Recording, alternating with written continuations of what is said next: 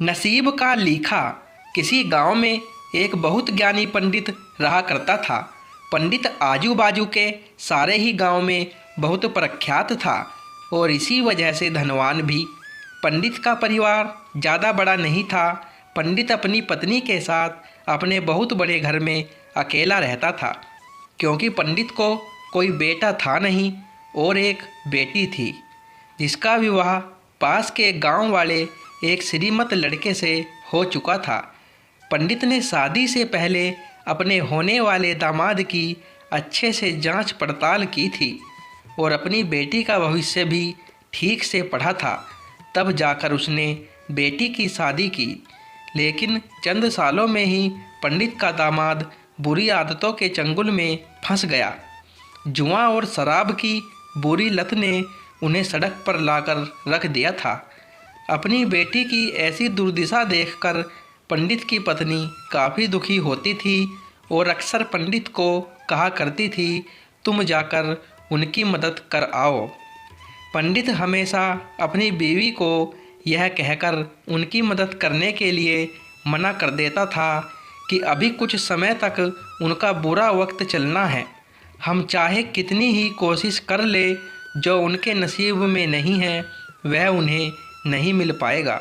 पंडित की ऐसी बातों से उसकी पत्नी काफ़ी दुखी हो जाया करती थी और मन ही मन सोचती थी कि कैसा स्वार्थी पिता है, अपनी बेटी को इतने कष्टों में देखकर भी उसकी मदद करने के लिए मना करता है। आखिर भगवान ने जो इतना सारा धन धान्य दिया है उसका क्या करेंगे। हमें कोई और औलाद भी नहीं है, ले देकर एक यही बेटी है और उसके लिए भी कुछ नहीं करेंगे तो किसके लिए करेंगे। पंडित ऐसा नहीं सोचता था। ऐसा नहीं है कि पंडित अपनी पुत्री से प्रेम नहीं करता था, लेकिन उसने अपनी पुत्री की कुंडली इतने अच्छे से पढ़ी थी और वह यह पहले से ही जानता था कि वह चाहे किसी भी लड़के से शादी करती, लेकिन उसके जीवन में यह समय आने वाला ही था और बिना इसे भुगते उसको छुटकारा नहीं मिलने वाला था। एक दिन खाने पीने के लिए भी मोहताज हो चुके पंडित के बेटी और दामाद उसके घर पर आए। पंडित और उसकी बीवी ने दोनों का खूब आदर सत्कार किया और खूब अच्छा खाना खिलाया। बेटी और दामाद की पंडित से सहायता मांगने की हिम्मत ना हुई, इसलिए वह बिना बोले ही वापस अपने घर को लौटने लगे। लेकिन माँ तो माँ होती है। पंडिताइन से रहा नहीं गया और बिना पंडित की इजाज़त के उसने चोरी छुपे बूंदी के लड्डू बनाकर उसमें सोने के सिक्के रख दिए और बेटी और दामाद को दे दिए, ताकि बेटी और दामाद की कुछ आर्थिक सहायता हो सके। पंडिताइन यह भी जान गई थी कि बेटी और दामाद शर्म के मारे उनसे मदद नहीं मांग रहे थे, इसलिए उसने बेटी और दामाद को भी लड्डुओं में छिपे सिक्कों के बारे में कुछ नहीं बताया। जाहिर सी बात है कि जब वो लोग घर पर जाकर लड्डू खाएंगे तो उन्हें उसमें सोने के सिक्के मिल ही जाएंगे। इस तरह बिना उनके मांगे ही उन तक मदद पहुंच जाएगी।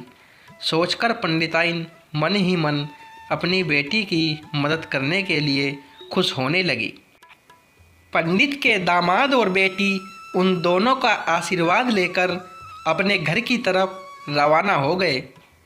उन दिनों गाड़ियाँ तो होती नहीं थी, घोड़ा गाड़ी या बैलगाड़ियाँ चलती थी। बेटी और दामाद का गांव पंडित के घर से कोसों दूर था, फिर भी पैसों की कमी के चलते वह पैदल चलकर अपने गांव की तरफ निकल पड़े। थोड़ी दूर ही चले थे कि पंडित की बेटी के पैर में मोच आ गई और अब उसको चलना भी मुश्किल हो गया था। पंडित के दामाद ने जब देखा कि उसकी बीवी अब बिल्कुल चलने में समक्ष नहीं है, तो उसने एक तांगा अपने घर तक किराए पर ले लिया। दोनों पति पत्नी तांगे में बैठकर घर तक पहुंच गए, लेकिन तांगे वाले को देने के लिए उनके पास पैसे थे नहीं, इसलिए पंडिताइन ने जो बूंदी के लड्डू उन्हें दिए थे वही किराए के तौर पर उस तांगे वाले को दे दिए। तांगे वाला बूंदी के लड्डू लेकर वहाँ से चला गया। तांगे वाला अपने घर की तरफ जा रहा था, तब उसे एक हलवाई की दुकान दिखी। उसने सोचा कि थोड़े से बूंदी के लड्डुओं से मेरे घर के लोगों का पेट थोड़ी भरने वाला है। इससे अच्छा मैं इन बूंदी के लड्डुओं को बेचकर उनसे कुछ चावल खरीद लेता हूँ। तांगे वाले ने बूंदी के लड्डू हलवाई को बेच दिए। जिस गांव में वह हलवाई रहता था, उसी गांव में एक आदमी ने अपने घर पर पूजा रखी थी और उसी पंडित को उस पूजा के लिए बुलवाया था। पूजा में लगने वाले प्रसाद के लिए उस आदमी ने उसी हलवाई से बूंदी के लड्डू लिए जहाँ पर उस तांगे वाले ने बेचे थे। हलवाई ने भी उस आदमी को तांगे वाले से खरीदे हुए लड्डू ही पहले दिए ताकि वह खराब ना हो जाए, क्योंकि वह नहीं जानता था यह लड्डू कब बने हैं। पूजा खत्म होने पर दक्षिणा और बूंदी के लड्डू लेकर जब पंडित अपने घर आया और खाना खाने बैठा तो प्रसाद में लाए बूंदी के लड्डू खाते वक्त लड्डू से सोने का सिक्का निकला। इस घटना को देखकर पंडिताइन की आंखों से आंसू बहने लगे।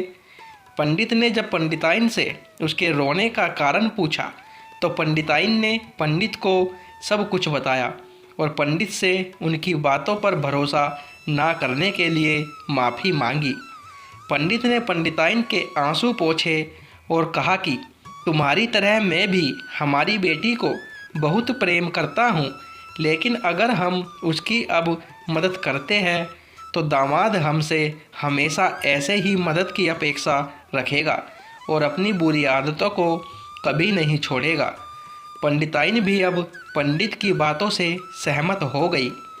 दोस्तों, नसीब का लिखा नहीं बदलता।